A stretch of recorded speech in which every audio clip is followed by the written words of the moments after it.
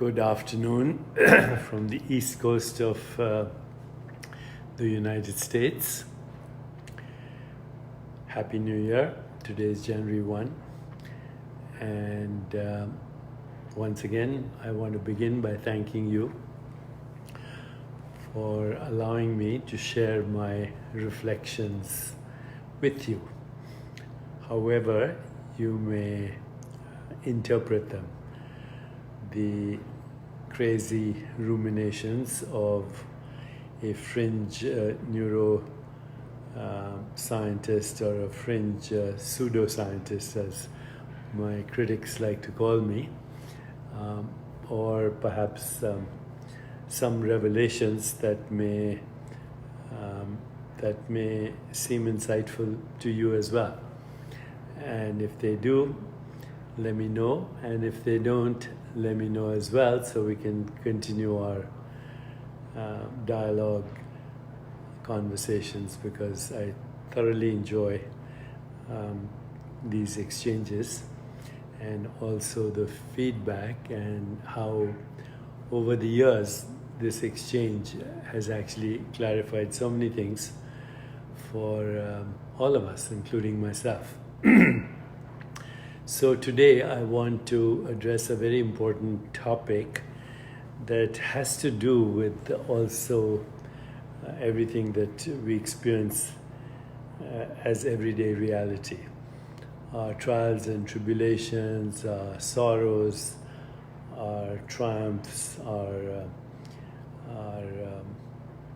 pleasures, our pains, our hopes, our despairs, all of these can be understood better if we go to a more fundamental level of knowing of our own self. If we don't confuse the symbols of reality with reality itself.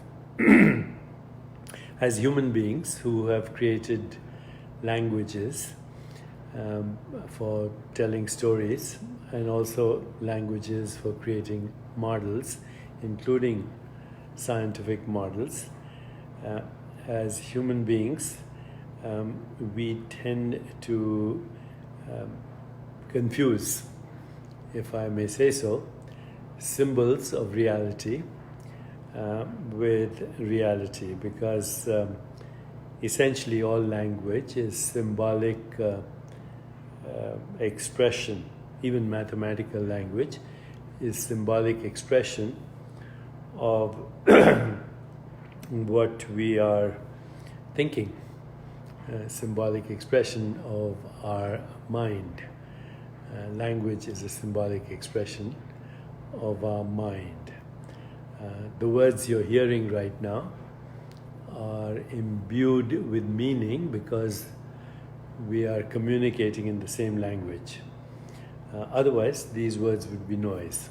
Similarly, when you read a book, the reason that book makes any sense is that those squiggles are imbued with meaning as part of our language. Language is a way to communicate experience. Once again, language is the way to communicate experience. Now, as I've, of course, explained very clearly in various books, You Are the Universe, also Book of Secrets, and most recently, Meta Human. You see the poster behind me. What I've said in all these books is that the universe that we experience, and the body that we experience, and everything else that we experience, situations, circumstances, events, relationships, people, things, these are all projections of a deeper reality, a deeper consciousness. So I've already explained that so many times in so many different ways in these different books. And recently, of course, there's a brilliant book that came out by Don Hoffman. It's called The Case Against Reality. And Don Hoffman's become a good friend of mine. And he's saying more or less what I'm saying, but he's a cognitive scientist. He's also a neuroscientist. He's also a mathematician. And he's also an evolutionary thinker. And he worked with Crick, who was, along with Watson, Crick was the co-discoverer of DNA. I'm talking of Francis Crick. And, so he was trained as a physicalist, but in his recent talks and books, he is talking about how ultimately what we call everyday reality is a projection of conscious agents in a matrix of conscious agents. Now, the way Don Hoffman describes conscious agents is very unique because he has a mathematical description, and his background is totally science, which is not mine, although I'm a dabbler. My background is using spiritual modalities to understand reality. And Don Hoffman's is a pure scientist who uses mathematics and neuroscience and evolutionary theory and game theory to now explain that what we call everyday reality is a symbolic representation of a deeper reality that he calls conscious agents. And his description of conscious agents is actually very mathematical, but I did ask him in my last dialogue with him if I could use this, substitute the word soul for conscious agents. And he, after a while, he said yes, that when I use the word soul and he uses the word conscious agents, we are probably more or less talking about the same thing. So right now I don't have his book with me because I gave it to someone. I liked it so much, I wanted this other neuroscientist I met to read it. So otherwise I would have shown you the book. But you can buy it, you can go on Amazon. And the book is called The Case Against Reality. Once again, the book is called The Case Against Reality. So since I can't show you the book, I'm actually now looking at one of his articles published in Frontiers of Psychology. It's an original research article, and it's called Objects of Consciousness. So, it's again very technical, but let me share with you a few insights, and I'm going to quote now from this paper by Don Hoffman, which is called Objects of Consciousness. So here is what he says. He says, belief in object permanence remains firmly entrenched into adulthood, even in the brightest of minds. Abraham Pei said of Einstein, we often discussed his notions on objective reality. I recall that on one walk, Einstein suddenly stopped, turned to me and asked whether I really believed that the moon exists only when I look at it. Einstein was troubled by interpretations of quantum theory that entail that the moon does not exist when unperceived. Don Hoffman goes on to say, belief in object permanence underlies physicalist theories of the mind-body problem. When Gerald Edelman claimed, for instance, that there is now a vast amount of empirical evidence to support the idea that consciousness emerges from the organization and operation of the brain, he assumed that the brain exists when unperceived. When Francis Crick asserted the astonishing hypothesis that you're nothing but a pack of neurons, he assumed that neurons exist when unperceived. Now, this is very insightful. Okay, science insists on what we call empirical evidence. And at the same time, our current science, physicalist science, assumes the existence of a physical world even in the absence of perception. So that's an assumption, okay? And it allows us to do science, that the physical world exists even when unperceived. And yet we say we want empirical evidence, which of course requires an observer. You can't get empirical evidence unless there's an observation. And you can't have an observation unless there's an observer. So the observer and observed are entangled in every empirical fact. The observer, observed, and even the process of observation are entangled in every empirical fact. Please realize this. When you realize this and you apply this, and you also, here's another quote from Don Hoffman, he says, we reify means we make concrete, we reify the limits of our perception as the objective world. So even that which we call empirical evidence is a observer-dependent, limited, fragmented space-time event that we call an object in our consciousness, giving rise to all our theories and all our concepts are based on this very limited, fragmented, observer-dependent experience. And in this case, human experience. What we call objects and empirical facts are species-specific, in our case, human experiences and their interpretations. So when a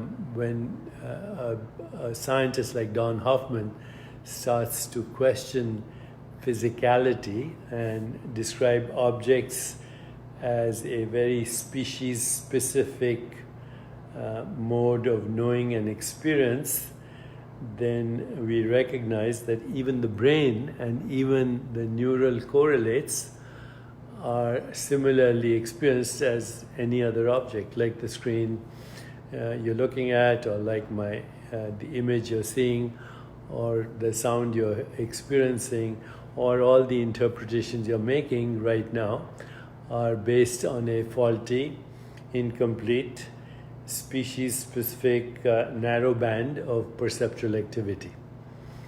And this is very important argument now to understand that it is consciousness and conscious agents interacting with each other that are projecting this world, including the body and including the brain, which are part of the physical reality that we experience, that we call objective reality, which is in fact a projection of our own self, filtered through our conditioned mind, which is all the constructs we have, whether they're religious or theological or philosophical or scientific.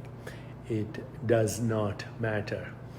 But you, as a soul, are projecting right now your mind, your body, and your experience of the world, including the total universe, as your reality. And of course, because you and I are a particular species of consciousness that we call human beings, then what you and I are experiencing is a totally human experience and its interpretation. And the mind, the body, and the world are symbolic expressions, and even those expressions evolve over time. Okay, because the soul evolves over time. So let's talk about the soul for a moment, and because conscious agent is a very technical term and has its own mathematical descriptions. I leave that to Don Hoffman, but we agree that whatever this conscious agent is, it has no volume, it has no mass, it has no shape, it has no color, it can't be seen, it can't be heard, it can't be felt, although it can be sensed in the same way as we sense time, which is invisible, in the same way as we sense space, which is invisible, in the same way as we sense gravity, which is invisible.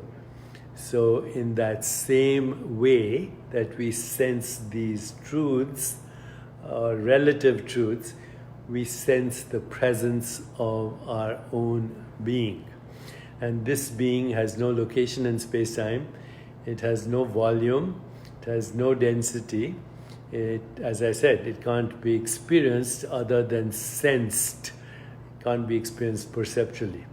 But it is what is creating the perception, including the perception of the brain, including the perception of the body, including the perception of every situation, circumstance, event, relationship, thing, or even that which we call the entire universe.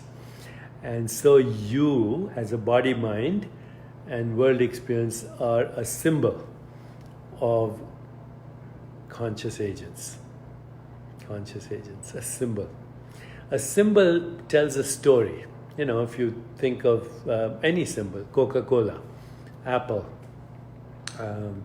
Mercedes-Benz, Amazon, that symbol represents a story, right?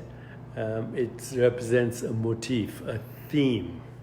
The story might be about a service, FedEx, or it may be a product, chocolate ice cream, or it may be any other or product. Symbols represent that, but they represent them. Okay, so stories are symbols. So your body and your mind and the universe represents the story of your soul. And the soul has created that story through interpreting its experiences that are metabolized and are processed in consciousness, in the soul itself. So the soul is metabolizing experiences and expressing them as a changing body-mind-world experience. And looking at the symbol can represent the whole story. Just like when you look at the symbol Coca-Cola, represents all the stories associated with Coca-Cola. Or Mercedes-Benz, you look at the symbol, represents all the stories represented by that particular symbol. Your body, mind, and world experience are changing symbols of fundamental reality, which is a soul or a conscious agent. And we, as conscious agents, human conscious agents, embedded in a matrix of conscious agents, which are not only human but all other sentient beings, we are projecting the totality of the universe in all its various expressions, in all its forms, phenomena, colors, sounds, shapes, textures, on and on, Innumerable modes of knowing, innumerable knowers, and innumerable phenomena known in the matrix of conscious agents, which are differentiated aspects of a single, infinite, pure, undifferentiated consciousness, which is infinite.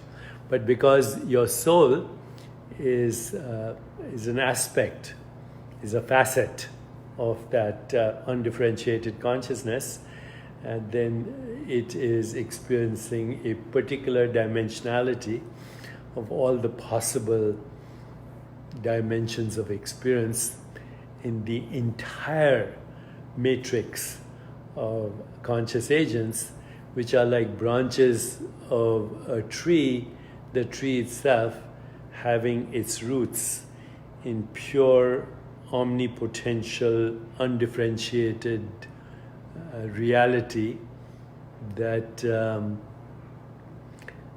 expresses itself as innumerable knowers, innumerable modes of knowing, innumerable phenomena known.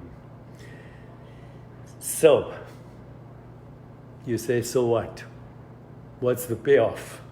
The payoff is that once you recognize that the symbol is not the reality, that the symbol is an expression of a story, and the story is provisional, and that for every story there are innumerable other stories that can be created by the same undifferentiated consciousness, and you are in your ground state that undifferentiated consciousness, then all problems ultimately disappear as symbolic expressions of symbols, which in themselves are symbolic expressions of stories. And the stories are constructed, conceived, governed, and come into being or existence in your own self. And these include stories like I have a body, that there is a universe, that I am subject to birth and death, that my identity is tied to a particular story. Okay, so once you recognize that all of this is provisional, nominal, arbitrary, and constructed, then it is possible to deconstruct every assumption and reconstruct the story that we want to participate in.